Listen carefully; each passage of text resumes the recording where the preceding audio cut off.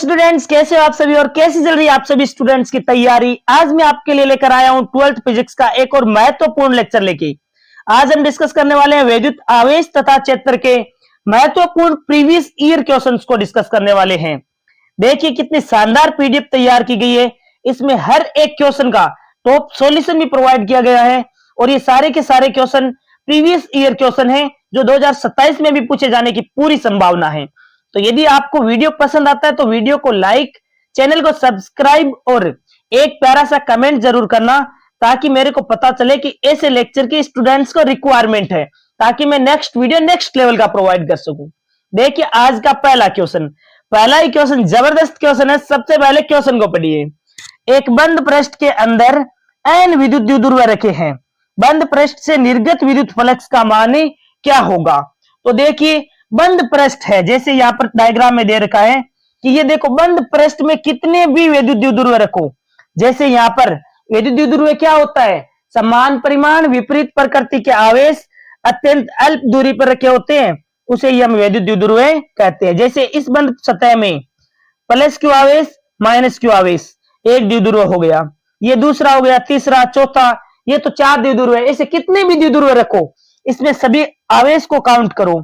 देखो 1 2 3 और 4, चार प्लस क्यू आवेश है और चार ही देखो माइनस क्यू आवेश है। तो चार प्लस क्यू आवेश और चार माइनस क्यू आवेश, नेट आवेश कितना हो गया, नेट आवेश हो गया शून्य। अब हम गाउस के नियम से क्या जानते हैं, गाउस के नियम से फाई इक्वल टू क्या होता है, सिग्मा क्यू बटा एप्सिलॉन नोड। अब आवेश कितना है, नेट आवेश 0 है, तो फ्लक्स का मान भी कितना हो जाएगा, शून्य हो जाएगा। ऑप्शन डी करेक्ट हो जाएगा। देखिए महत्वपूर्ण क्वेश्चन है। अब ऐसा ही क्वेश्चन किसी भी प्रकार से आ सकता है, गाउसीय पृष्ठ से संबंधित क्वेश्चन कैसे आ सकता है कि यदि गाउसीय पृष्ठ है, इसका आकार बढ़ा दिया जाए, जैसे त्रिज्या इसकी 3 गुना कर दी जाए, तब फ्लक्स का मान क्या होगा। तो देखिए गाउसीय पृष्ठ का आकार आकृति फ्लक्स के मान में परिवर्तन नहीं करते हैं। गाउसीय पृष्ठ का आकार आकृति फ्लक्स के मान में परिवर्तन नहीं करते हैं। एक नियम यह भी ध्यान में रखना गाउसीय पृष्ठ के गुणधर्म है कि गाउसीय पृष्ठ केवल बंद सतह के लिए ही लागू होता है। बंद सतह के अंदर जितने भी आवेश उपस्थित है उनके लिए ही भी लागू होता है, बाहर आवेश है उनके लिए लागू नहीं होते हैं। तो ये गाउसीय पृष्ठ के गुणधर्म आपको पता होना चाहिए। अब देखिए यहाँ पर मैंने सॉल्यूशन भी प्रोवाइड कर दिया है, ताकि जो स्टूडेंट्स पीडीएफ से पढ़ेंगे बाद में उन्हें बार बार वीडियो नहीं देखना पड़े। ये जो पीडीएफ है वो आपको बिल्कुल free of cost Telegram channel Dharmaram physics, जिसका लिंक डिस्क्रिप्शन में दे दिया है, वहां पर प्रोवाइड कर दी जाएगी। बाकी आप वीडियो से भी पढ़ सकते हो। देखिए विद्युत द्विध्रुव में प्लस क्यू और माइनस क्यू समान मात्रा के विपरीत आवेश होते हैं, इसीलिए कुल आवेश कितना हो गया। तो कितने भी द्विध्रुव रख लो, जितने प्लस होंगे उतने ही माइनस हो जाएंगे बंद सतह में, तो कुल आवेश कितना हो जाएगा, शून्य। जब आवेश का मान शून्य हो जाएगा तो फ्लक्स का मान भी कितना हो जाएगा, तो फ्लक्स का मान भी देखो शून्य हो जाएगा। क्लियर है। अगला क्वेश्चन देखते हैं, एक और बेहतरीन क्वेश्चन। सबसे पहले क्वेश्चन को पढ़िए। विद्युत फ्लक्स का एसआई मात्रक क्या होता है, विद्युत फ्लक्स का एसआई मात्रक बताना है। तो हम फॉर्मूला जानते हैं, विद्युत फ्लक्स फाई इक्वल टू ई ए होता है। ई होता है विद्युत क्षेत्र, वैसे फॉर्मूला ई ए कोस थीटा होता है, तो हमें मात्रक निकालना है। तो ई देखो विद्युत क्षेत्र का मात्रक क्या होता है, न्यूटन प्रति कूलाम, और ए क्षेत्रफल का मात्रक होता है मीटर स्क्वायर। तो फाई का मात्रक क्या हो जाएगा, न्यूटन मीटर स्क्वायर प्रति कूलाम हो जाएगा। क्लियर है। इसके साथ ही एक मात्रक और ध्यान में रखना आपको, यदि वो मात्रक पूछा जाए वो भी आप सही कर दो। जैसे विद्युत क्षेत्र का मात्रक क्या होता है, तो विद्युत क्षेत्र का एक मात्रक होता है वोल्ट प्रति मीटर होता है, वोल्ट प्रति मीटर होता है। क्षेत्रफल का मात्रक मीटर स्क्वायर होता है, तो मीटर से स्क्वायर वाला एक कैंसिल हो जाएगा, तो विद्युत फ्लक्स का मात्रक वोल्ट मीटर भी होता है। तो दोनों ही मात्रक आपको ध्यान में रखने हैं, कोई सा भी कैसा भी क्वेश्चन आ जाए आप आसानी से फोड़ दोगे। अगला क्वेश्चन देखते हैं। देखिए यदि क्वेश्चन अच्छे लगे तो एक कमेंट करना, ताकि मेरे को पता तो चले ना स्टूडेंट सच में मेहनती है, पढ़ रहे हैं, कौन कौन वीडियोस कंप्लीट देख रहे हैं। अब देखिए क्वेश्चन नंबर 3 को पढ़ते हैं। सबसे पहले क्वेश्चन को पढ़िए। मुक्त आकाश या निर्वात की विद्युतशीलता का एसआई मान क्या होता है। कहने का मतलब है मान भी बताना है और उसका साथ में मात्रक भी बताना है। तो ऐसा ही जो मात्रक होता है वो क्या होगा और मान क्या होगा। हमें पता है एप्सिलॉन नॉट का मान होता है 8.85 इंटू 10 की पावर माइनस का 12, लेकिन इसका मात्रक क्या होता है, तो इसका मात्रक होता है सी स्क्वायर बटा न्यूटन मीटर स्क्वायर। क्या होता है, सी स्क्वायर किसमें दे रखा है, सी स्क्वायर बटा न्यूटन मीटर स्क्वायर, ये इसके अंदर दे रखा है 8.85 इंटू 10 की पावर माइनस 12 सी स्क्वायर बटा न्यूटन मीटर स्क्वायर हो जाएगा। ऑप्शन सी करेक्ट हो जाएगा। ध्यान रखना डी के अंदर प्लस 12 दे रखा है, ये नहीं होगा। और ए और बी तो वैसे भी देखो ए और बी है वो तो गलत ही दे रखे हैं। के का मान आपको ध्यान में रखना होता है, के का मान होता है 9 इंटू 10 की पावर 9 होता है। यहां पर हमें निर्वात की विद्युतशीलता का मान पूछा था, तो 8.85 इंटू 10 की पावर माइनस 12 सी स्क्वायर बटा न्यूटन मीटर स्क्वायर हो जाएगा। क्लियर है, सी स्क्वायर बटा न्यूटन मीटर स्क्वायर हो जाएगा। ऑप्शन सी करेक्ट हो जाएगा। मुक्त आकाश की विद्युतशीलता 8.85 इंटू 10 की पावर माइनस 12 सी स्क्वायर बटा newton metre square. Option C correct हो जाएगा। अगला क्वेश्चन देखते हैं, एक और बेहतरीन क्वेश्चन। सबसे पहले क्वेश्चन को पढ़िए फिर इसका सॉल्यूशन सीखते हैं। किसी बिंदु आवेश को केंद्र मानकर खींचे गए 15 सेंटीमीटर त्रिज्या के गोलीय गाउसीय पृष्ठ पर विद्युत फ्लक्स का मान है फाई। यदि पृष्ठ की त्रिज्या 3 गुनी कर दें तो पृष्ठ से गुजरने वाला विद्युत फ्लक्स का मान क्या होगा। अब देखिए ये मैंने अभी गाउसीय पृष्ठ के गुणधर्म बताए थे कि उसके बंद सतह में उपस्थित आवेश ही काउंट होंगे, बाहर वाले काउंट नहीं होंगे। दूसरा मैंने बताया था कि जो गाउसीय पृष्ठ का आकार आकृति फ्लक्स के मान में परिवर्तन नहीं करता है। आपने त्रिज्या को क्या कर दिया, त्रिज्या को 3 गुना कर दिया, यानी कि पहले 15 तिर आपने अब क्या कर दिया 45 कर दिया। आप त्रिज्या चाहे 3 गुना करो 5 गुना कर दो, फ्लक्स तो पहले जितना था उतना ही रहेगा। जैसे पहले इसने कहा था कि फ्लक्स फाई था, तो अब भी फ्लक्स फाई ही रहेगा। ये तो केवल बंद सतह में जो आवेश है उन पर निर्भर करता है, आकार आकृति कितनी भी कर दो उस पर निर्भर ही नहीं करता है। तो ऑप्शन डी करेक्ट हो जाएगा। गाउस के नियम के अनुसार phi equal to sigma q बटा एप्सिलॉन नॉट। यदि बंद पृष्ठ के अंदर आवेश नहीं बदलता तो फ्लक्स क्या रहता है, स्थिर रहता है। त्रिज्या बदलने से फाई का मान वही रहेगा, चेंज नहीं होगा। जैसे पहले फाई था तो पहले बाद में भी फाई रहेगा। यदि मैं कह दूं पहले 50 वोल्ट मीटर है, त्रिज्या को 10 गुना कर दूं तो फ्लक्स क्या हो जाएगा, तो 50 वोल्ट मीटर ही होगा। क्योंकि फ्लक्स है वो आकार आकृति चाहे कितनी भी कर दो, त्रिज्या की कितनी भी गुना कर दो, आकार आकृति चेंज करने पर फ्लक्स का मान परिवर्तन नहीं होगा। क्लियर है। अगला क्वेश्चन देखते हैं। कैसी लग रही है स्लाइड्स और कैसी लग रही है क्वेश्चन। देखिए ये क्वेश्चन भी आपका 2025 में पूछा गया है। हर क्वेश्चन के नीचे दिया भी है मैंने कितने मार्क्स का पूछा गया है, तो आधा नंबर का ये क्वेश्चन पूछा गया है 2025 में। क्वेश्चन क्या है, आर दूरी पर रखे दो बिंदु आवेशों के मध्य कार्यरत बल का मान F है। यदि उनके मध्य की दूरी 2r कर दी जाए तो बल का मान क्या होगा। यानी कि कहने का मतलब है पहले बल था F, अब आपने आवेशों के मध्य की दूरी कर दी 2r, तो बल क्या हो जाएगा। तो हमें पता है कूलाम का नियम F इक्वल टू क्या होता है, याद रखना कूलाम का नियम K Q1 Q2 बटा R स्क्वायर। ये दूरी के वर्ग के व्युत्क्रमानुपाती होता है। अब आपने दूरी को कितना किया है, दूरी को 2 गुना किया है, इसका मतलब 2 का स्क्वायर बल कितना हो जाएगा, F बाई 4 हो जाएगा। ऑप्शन सी करेक्ट हो जाएगा। क्लियर है। इसमें आपको कुछ भी पूछ लेना, कई बार ऐसा पूछ लेता है कि यदि आवेश का मान भी, दोनों आवेशों का मान भी 2 गुना कर दिया जाए, जैसे इसको भी 2 गुना कर दिया, इसको भी 2 गुना कर दिया, मध्य की दूरी को भी 2 गुना कर दिया जाए 2r का स्क्वायर, तो बल क्या हो जाएगा। तो देखो 4 से 4 कैंसिल हो जाता है, तब बल है जैसे रह जाता है। किसी भी मान को एक्सचेंज करो आप आसानी से कर सकते हो। यहाँ पर दूरी को 2 गुना किया था, दूरी का 2 गुना करोगे तो 2 का स्क्वायर 4 हो जाता है, F बाई 4 हो जाएगा। ऑप्शन सी करेक्ट हो जाएगा। क्लियर है, समझ में आया ना क्वेश्चन। अगला क्वेश्चन सीखते हैं। अगला क्वेश्चन, क्वेश्चन नंबर 6। सबसे पहले क्वेश्चन को पढ़िए, ये रिक्त स्थान वाले क्वेश्चन है। देखिए यदि आप चैनल को सब्सक्राइब करेंगे और प्यारे प्यारे कमेंट करोगे ना, तो मैं इस सीरीज को कंटिन्यू रखूंगा। मेरे को जैसे ही समय मिलता है मैं आपके लिए पूरा प्रयास करता रहूंगा। एक समान आवेशित पतले गोलीय खोल के कारण उसके भीतर स्थित किसी सभी बिंदुओं पर विद्युत क्षेत्र डैश होता है। तो देखिए एक समान आवेशित गोलीय खोल होता है, उसके भीतर आवेश नहीं होता है, आवेश भीतर नहीं होता है, आवेश नहीं होता है, इसका मतलब अंदर विद्युत क्षेत्र का मान कितना होगा? शून्य। आवेश ही नहीं है तो अंदर विद्युत क्षेत्र भी नहीं होगा। देखिए एक समान आवेशित गोलीय कोश के भीतर विद्युत क्षेत्र शून्य होता है, क्योंकि भीतर आवेश नहीं होता है, इसलिए ये देखो इसके सतह पर ही आवेश होता है, भीतर आवेश नहीं होता है, इसलिए विद्युत क्षेत्र शून्य होता है। लेकिन क्या मैं आपको लगता है एक ही क्वेश्चन से काम चल जाएगा? बिल्कुल नहीं। देखिए इस पर 3 टाइप के क्वेश्चन आते हैं, तीनों सीखते हैं। यदि ये बिंदु गोलीय खोल के अंदर था तब तो विद्युत क्षेत्र शून्य था।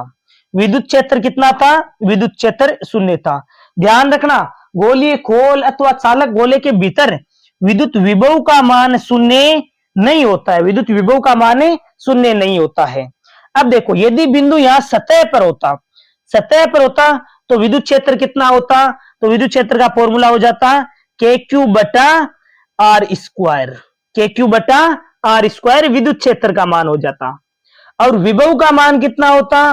तो विभव का मान हो जाता के क्यू बटा आर, के क्यू बटा आर। अब विभव का मान तो देखो दोनों में समान होता, भीतर भी के क्यू बटा आर ही होता, सतह पर भी के क्यू बटा आर होता। लेकिन क्या है, विद्युत क्षेत्र का मान चालक गोले के भीतर शून्य होता है और सतह पर के क्यू बटा आर स्क्वायर होता है। यदि आपको कह दे कि बिंदु गोले से बाहर है, गोले से बाहर है, तो के क्यू बटा आर स्क्वायर हो जाता है। या आर क्या है? दूरी। जैसे त्रिज्या से अधिक दूरी दे रखी है, जैसे त्रिज्या मान लो 10 सेंटीमीटर है और आपको बिंदु दिया है 15 सेंटीमीटर पर, इसका मतलब है कि बिंदु बाहर है, तो यहां पर दूरी क्या लेते हैं? 15 ले लेते हैं। विभव क्या होगा? बाहर हो तो बिंदु वो भी के क्यू बटा आर, यानी कि दूरी के साथ चेंज होता रहेगा। क्लियर है? समझ में आया ना? अगला क्वेश्चन देखते हैं, इसका रिक्त स्थान में क्या जाएगा? शून्य आ जाएगा। 7वां क्वेश्चन एक और बेहतरीन क्वेश्चन। एकल धनावेश के कारण विद्युत क्षेत्र रेखाएं त्रिज्याएं डैश होती है। तो एकल धनावेश के कारण विद्युत क्षेत्र रेखाएं बाहर की ओर निकलती है। देखो धनावेश के कारण विद्युत क्षेत्र रेखाएं बाहर की ओर निकलेगी तो आपको कैसे होती है? त्रिज्याएं, त्रिज्याएं बाहर की ओर आंसर हो जाएगा। क्लियर है? तो रिक्त स्थान में क्या आएगा? एकल धनावेश के कारण विद्युत क्षेत्र रेखाएं त्रिज्याएं बाहर की ओर होती है। देखिए ये डायग्राम भी बनाना सीख लेना। ये धनावेश है ना, एकल धनावेश, विद्युत क्षेत्र रेखाएं ऐसे निकालना है। कई बार ऐसा भी क्वेश्चन पूछ लेता है कि आपको डायग्राम बनाना होता है, तो इस प्रकार आप डायग्राम बना देना। क्लियर है? समझ में आया ना? विद्युत क्षेत्र रेखाओं के गुणधर्म नहीं भूलना है कि विद्युत क्षेत्र रेखाएं धनावेश से ऋणावेश की ओर गति करती है और एक ही आवेश की दो विद्युत क्षेत्र रेखाएं एक दूसरे को कट नहीं करती है। आवेशित चालक की सतह के लंबवत होती है विद्युत क्षेत्र रेखाएं, चालक की सतह के लंबवत होती है। चालक के भीतर विद्युत क्षेत्र रेखाएं नहीं होती है क्योंकि आवेशित चालक के भीतर आवेश ही नहीं होता है। ये सारे के सारे पॉइंट आपको अच्छी तरीके से पता होना चाहिए। यदि आप मेरे साथ जुड़े रहोगे ना, पढ़ते रहोगे, तो सारे के सारे पॉइंट आपको ऐसे ही रट जाएंगे अच्छी तरीके से। अगला क्वेश्चन, क्वेश्चन नंबर 8। विद्युत द्विध्रुव के कारण उसके अक्ष पर विद्युत क्षेत्र की तीव्रता दूरी के डैश के व्युत्क्रमानुपाती होती है। तो देखिए विद्युत द्विध्रुव के कारण उसके अक्ष पर विद्युत क्षेत्र की तीव्रता दूरी के डैश के व्युत्क्रमानुपाती होता है। तो देखिए अक्षीय बिंदु पर विद्युत क्षेत्र की तीव्रता होती है E इक्वल टू 2kp बटा आर क्यूब होता है। और निरक्ष पर कितना होता है? E निरक्ष पर होता है kp बटा आर क्यूब, निरक्ष पर होता है kp बटा आर क्यूब। अक्ष पर होता है 2kp बटा आर क्यूब और निरक्ष पर होता है kp बटा आर क्यूब। अब आपको पता है कि अक्ष पर विद्युत क्षेत्र की तीव्रता दूरी के घन के व्युत्क्रमानुपाती है, तो यहां पर क्या आ जाएगा? दूरी के घन के व्युत्क्रमानुपाती हो जाएगा, आर क्यूब के व्युत्क्रमानुपाती हो जाएगा। ये देखिए ई है वो समानुपाती का साइन 1 अपॉन आर क्यूब। अब देखिए आर क्यूब के व्युत्क्रमानुपाती है, दूरी के घन के व्युत्क्रमानुपाती है। क्लियर है? अगला क्वेश्चन सीखते हैं, क्वेश्चन नंबर 9, एक और बेहतरीन क्वेश्चन। अब देखिए हमने एमसीक्यू टाइप के क्वेश्चन कर लिए सबसे पहले कुछ, फिर हमने कुछ रिक्त स्थान के क्वेश्चन कर लिए और अब हम कुछ नियम के क्वेश्चन सीखते हैं। जैसे गाउस के नियम का कथन समझाइए। तो गाउस के नियम का कथन आपको अच्छी तरीके से आना चाहिए कि किसी बंद गाउसीय पृष्ठ से संबंधित विद्युत फ्लक्स का मान उसमें उपस्थित आवेशों के बीजगणितीय योग का 1/ε0 गुणा होता है। देखो ये क्वेश्चन कितनी बार पूछा गया, 2013 में, 15 में, 16, 19, 22, बहुत बार पूछा गया है, हर बार पूछा जाता है और इस बार भी पूछे जाने की संभावना है। तो pi equal to sigma q बटा एप्सिलॉन नॉट। फॉर्मूला भी अच्छी तरीके से याद रखना है क्योंकि हर डेरिवेशन में भी हमारे काम में आएगा। क्लियर है? अब देखिए अगला क्वेश्चन, क्वेश्चन नंबर 10। ये और बेहतरीन क्वेश्चन है। जैसा कि मैंने आपको बताया था कि विद्युत क्षेत्र रेखाओं के गुणधर्म आपसे पूछ लें तो विद्युत क्षेत्र रेखाओं के कोई दो गुणधर्म बताइए, तो क्या हो जाएंगे? विद्युत क्षेत्र रेखाएं धनावेश से निकलकर ऋणावेश कोई और गति करती है। विद्युत क्षेत्र रेखाएं कैसी गति करती है? तो विद्युत क्षेत्र रेखाएं धनावेश से ऋणावेश की ओर गति करती है। दूसरा है कोई भी दो विद्युत क्षेत्र रेखाएं एक दूसरे को नहीं काटती है। ये देखिए डायग्राम इस प्रकार हम विद्युत क्षेत्र रेखाओं को बनाते हैं, धनावेश से ऋणावेश की ओर गति करती है। क्लियर है? अगला क्वेश्चन, क्वेश्चन नंबर 11, एक और बेहतरीन क्वेश्चन। विद्युत द्विध्रुव आघूर्ण की परिभाषा को समझाइए। तो द्विध्रुव आघूर्ण क्या होता है? जिनमें समान परिमाण किंतु विपरीत प्रकृति के आवेश अत्यंत अल्प दूरी पर, जैसे 2a ले सकते हो, 2l ले सकते हो, कुछ भी ले सकते हो, अत्यंत अल्प दूरी पर रखे होते हैं, उसे हम विद्युत द्विध्रुव आघूर्ण कहते हैं। विद्युत द्विध्रुव कहते हैं और विद्युत द्विध्रुव आघूर्ण हो जाता है P equal to Q into 2l। किसी एक आवेश का परिमाण ले लीजिए और मध्य की दूरी को गुणा कर दीजिए, जिसे कह देते हैं विद्युत द्विध्रुव आघूर्ण।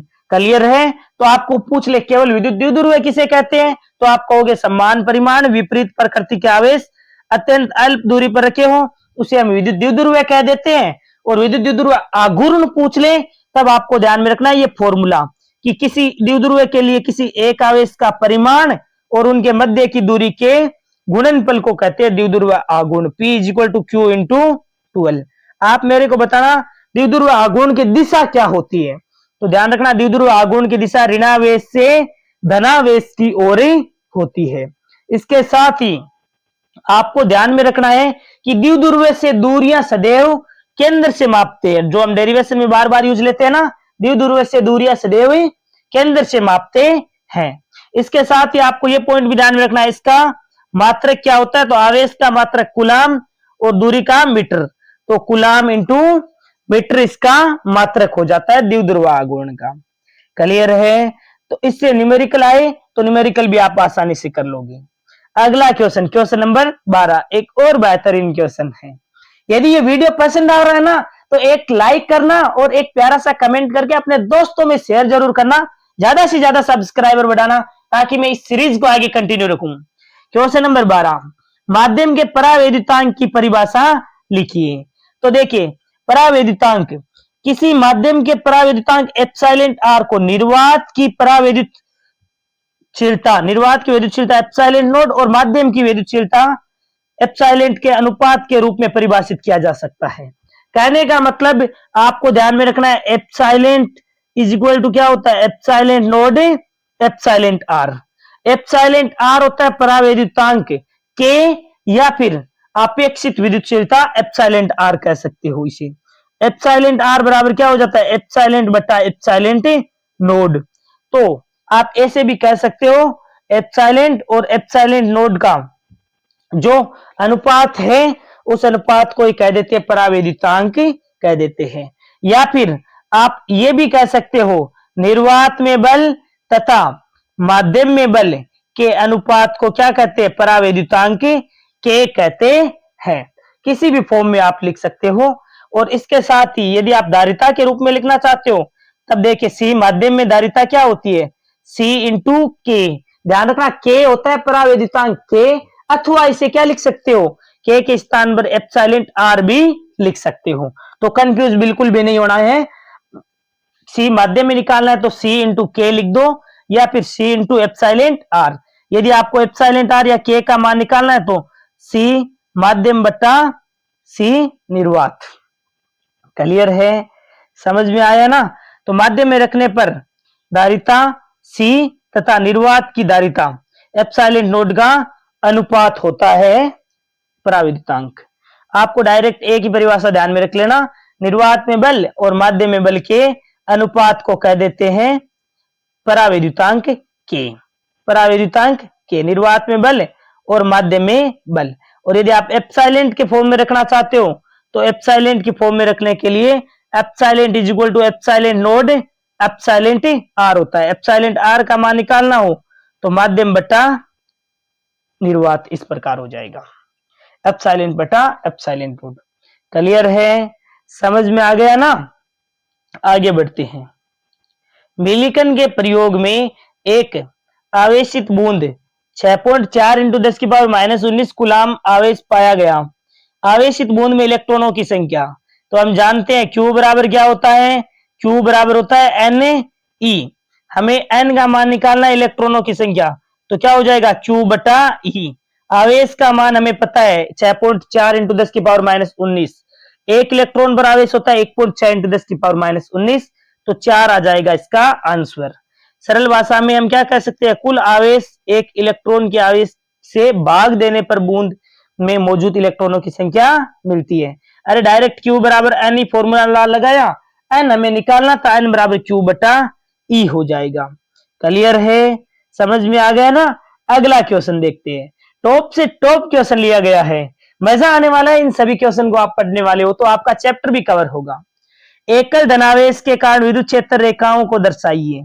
तो जैसा कि मैंने आपको अभी बताया था कि एकल धनावेश है, तो यहां पर ले लिया पॉजिटिव चार्ज, तो पॉजिटिव चार्ज से विद्युत क्षेत्र रेखाएं कैसे निकलेगी, इस प्रकार देखो बाहर की ओर निकलेगी। ये जो बाहर की ओर निकल रही है ना, इस प्रकार ये एकल धनावेश के कारण विद्युत क्षेत्र रेखाएं हो गई।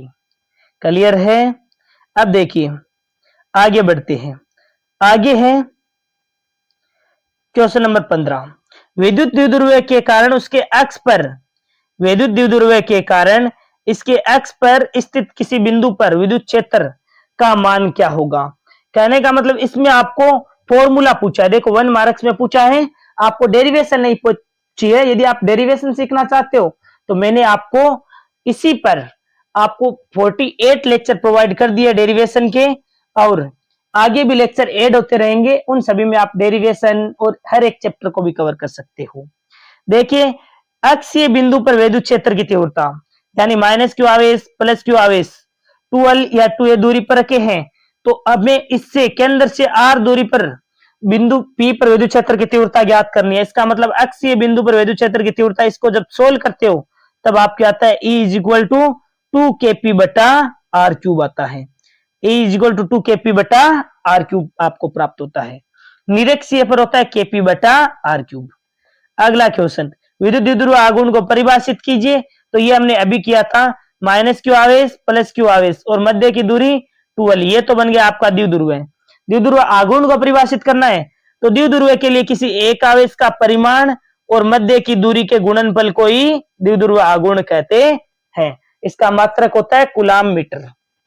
अगला क्वेश्चन, क्वेश्चन नंबर 17, बेहतरीन क्वेश्चन है। देखिए टॉप सॉल्यूशन भी अच्छा से अच्छा प्रोवाइड किया गया आपको। बिंदु आवेश +Q से R दूरी पर उत्पन्न विद्युत विभव की गणना कीजिए।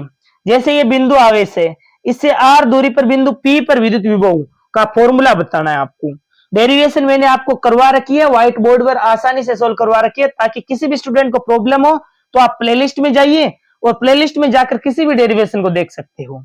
देखिए सूत्र क्या होता है, V = KQ बटा R होता है। K का मान 1/4 पाई एप्सिलॉन नोड होता है, तो आप ऐसे भी लिख सकते हो। क्लियर है। बिंदु आवेश के कारण विद्युत विभव, ये देखिए +Q से R दूरी पर विद्युत विभव का सूत्र क्या हो जाएगा, KQ बटा R। अर्थात बिंदु आवेश Q से R दूरी पर स्थित बिंदु पर विद्युत विभव आवेश के समानुपाती और दूरी के व्युत्क्रमानुपाती होता है। दूरी जैसे जैसे बढ़ती जाएगी ना आवेश से, विभव घटता जाएगा। अगला क्वेश्चन, एक और बेहतरीन क्वेश्चन, ये न्यूमेरिकल क्वेश्चन है लेकिन बिल्कुल आसान क्वेश्चन है। पढ़ते हैं। सबसे पहले क्वेश्चन को समझा करो कि क्वेश्चन में दे क्या रखा है, अप्रोच आपकी बढ़ेगी। आप लगातार मेरे साथ प्रैक्टिस करते रहिए। देखिए एक अनंत रेखिक आवेश 4 सेंटीमीटर दूरी पर 4.5 इंटू 10⁴ न्यूटन प्रति कूलाम विद्युत क्षेत्र उत्पन्न करता है। इसके रैखिक आवेश घनत्व की गणना कीजिए। तो रैखिक आवेश घनत्व का फॉर्मूला होता है E इक्वल टू क्या होता है, लेमडा बटा 2 पाई एप्सिलॉन नॉट R होता है। हमें पूछा है रैखिक आवेश घनत्व यानी कि लेमडा का मान पूछा है। लेमडा बराबर क्या हो जाएगा, इसको इससे मल्टीप्लाई कर दो, E into 2 pi epsilon naught R हो जाएगा। E का मान रख दिया, देखो मात्रक देख लो, E का मात्रक न्यूटन प्रति कूलाम विद्युत क्षेत्र का मात्रक, तो ये E का मान है, रख दिया 4.5 इंटू 10⁴ हो जाएगा। फिर 2 पाई का मान 3.14, एप्सिलॉन नॉट का मान 8.85 इंटू 10⁻⁻12। आर दूरी देखो 4 सेंटीमीटर था, मीटर में बदलने के लिए 100 का भाग लगा दिया, कितना आ गया 0.04 आ जाएगा। क्लियर है। अब जब इसको आप सोल्व करते हो तो आपको प्राप्त होता है 1 इंटू 10⁻⁷ कूलाम प्रति मीटर हो जाएगा। ये देखो कूलाम प्रति मीटर कैसे हुआ, तो यह रेखीय आवेश घनत्व होता है ना लेमडा, इसका फॉर्मूला होता है, क्या होता है, एकांक लंबाई पर आवेश की मात्रा को कहते हैं रेखीय आवेश घनत्व। और इसी प्रकार क्षेत्रफल, एकांक क्षेत्रफल पर आवेश की मात्रा को कह देते हैं पृष्ठीय आवेश घनत्व सिग्मा। तो इसका तो मात्रक हो जाएगा, देखो आवेश का कूलाम और दूरी का मीटर, तो कूलाम प्रति मीटर इसका मात्रक हो जाएगा। क्लियर है, बिल्कुल आसान है, इसने खुद ने दिया था।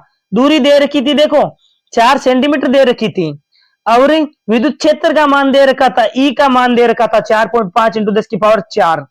रैखिक आवेश घनत्व आपसे लेमडा पूछा था, तो E equal to direct formula लगा दिया, लेमडा बटा 2 pi epsilon naught R। Lambda का मान रखा था तो बाकी को पक्षांतरण कर दिया, और पक्षांतरण करने पर मान रखने पर हमें प्राप्त होता है 1 इंटू 10⁻⁷ कूलाम प्रति metre.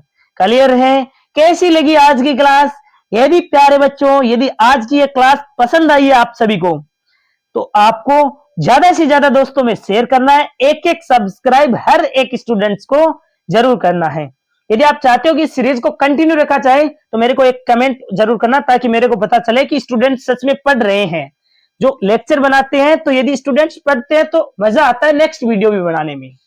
Thank you very much, for a nice day to all of you. Thank you very बच्चों।